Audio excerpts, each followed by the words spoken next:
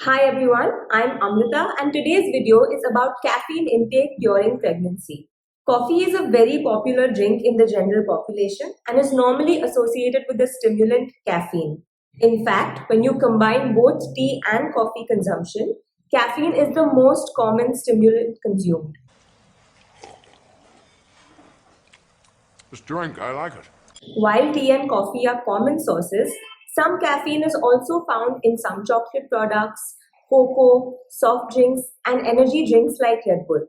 Caffeine is also a commonly used ingredient in some medications that are prescribed for colds, headaches, menstrual pains, weight loss, etc. So, is caffeine safe to consume if you are pregnant? And why is there a concern to begin with?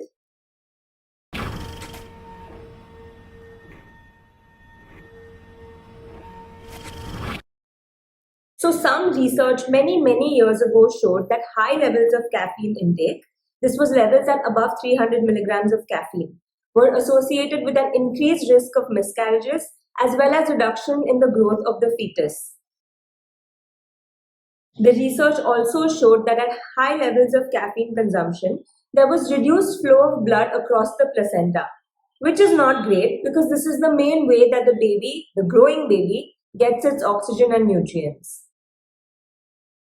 So keeping this research in mind, they reviewed the evidence and current guidelines state that pregnant women as well as women planning to conceive should consume no more than 200 milligrams of caffeine from all sources.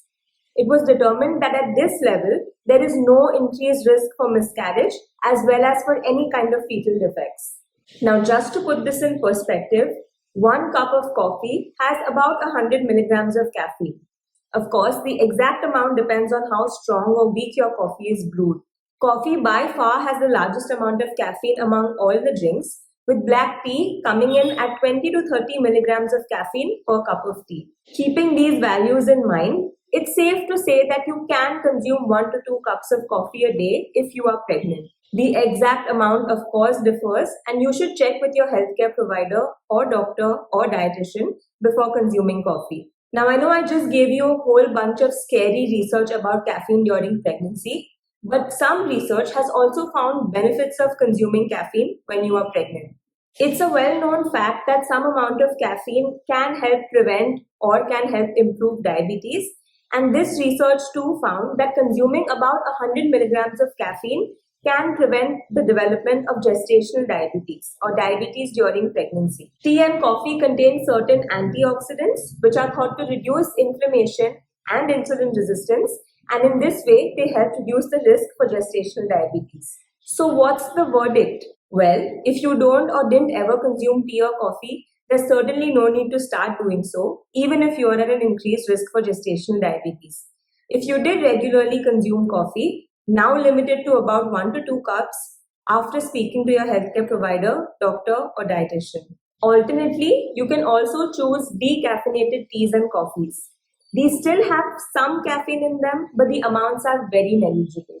That's all for today. I hope you enjoyed this video and found it helpful.